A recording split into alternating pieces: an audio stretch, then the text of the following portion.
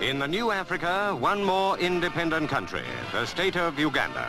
At Entebbe Airport, Prime Minister Milton Obote and His Highness the Kabaka wait to greet the Britannia, which brings the Duke of Kent to represent the Queen at the independence celebration.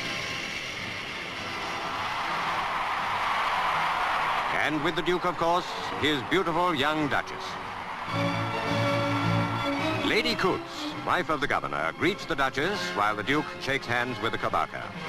A formal occasion, but more than that, because Uganda is gaining its freedom without bitterness, at its own request, becoming an immediate member of the Commonwealth. So the traditional gestures have a real meaning of friendship.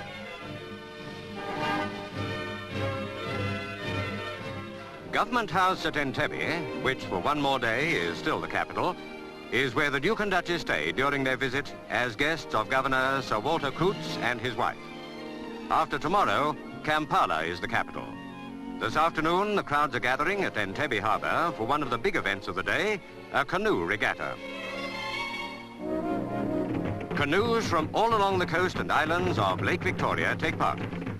Victoria, the third largest lake in the world, and the other lakes and rivers that connect with it, are the lifeblood of Uganda and of the 28 tribes that make up its people.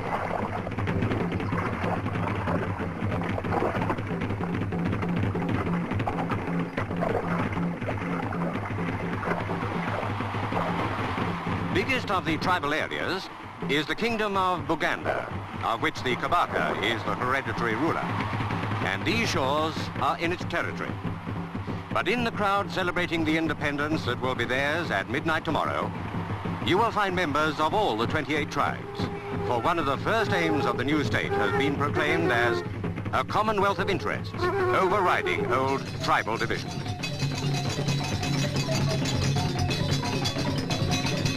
At Twikobi, the Kabaka's palace, His Highness is to give a cocktail party. And more crowds are waiting and entertaining themselves while they wait to see the Duke and Duchess arrive. But first, the Guard of Honor.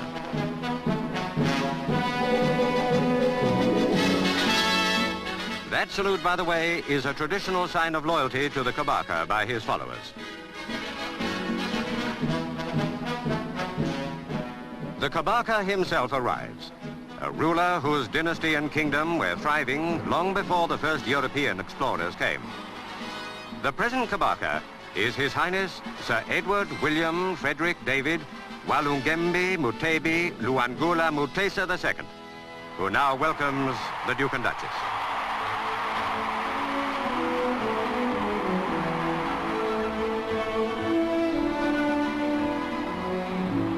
And now the Kabaka presents his ministers to the Duke and Duchess.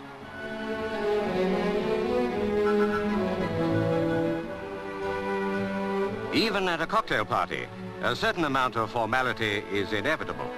But the crowds in the streets have no such inhibitions.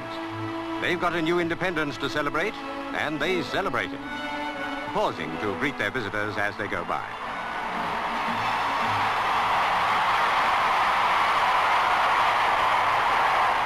The British, too, can contribute their share of noise and colour to a celebration when they want to. And the Scots Guards do just that for the big independence tattoo in Kololo Stadium. This is the climax of all these days of rejoicing, because here at midnight, Uganda's independence will formally begin.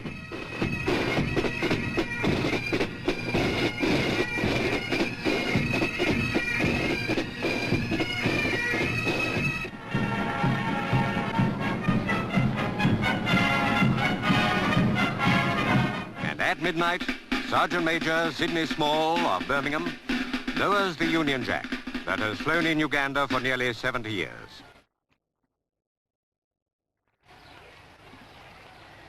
At the same moment, the 4th Battalion King's African Rifles becomes the 1st Battalion Uganda Rifles. And to replace the Union Jack, the black, gold and red flag of the new young state, Uganda is born again, free and independent.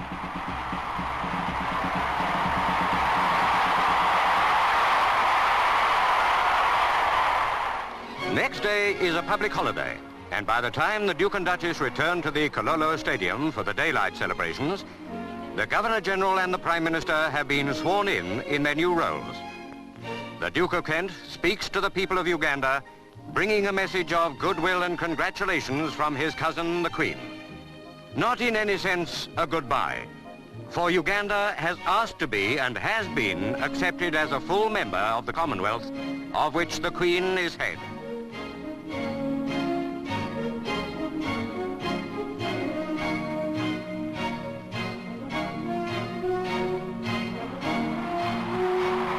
Next morning, the Duke and Duchess arrive at Parliament House for the state opening of Parliament.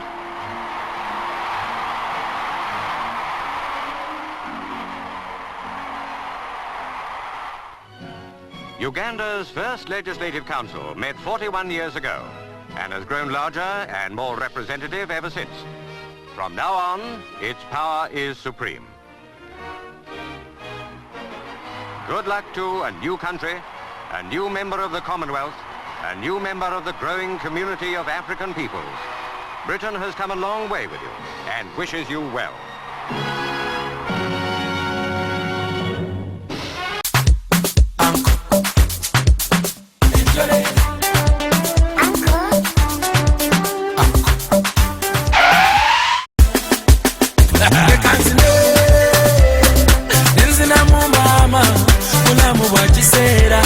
Muziki zuri sana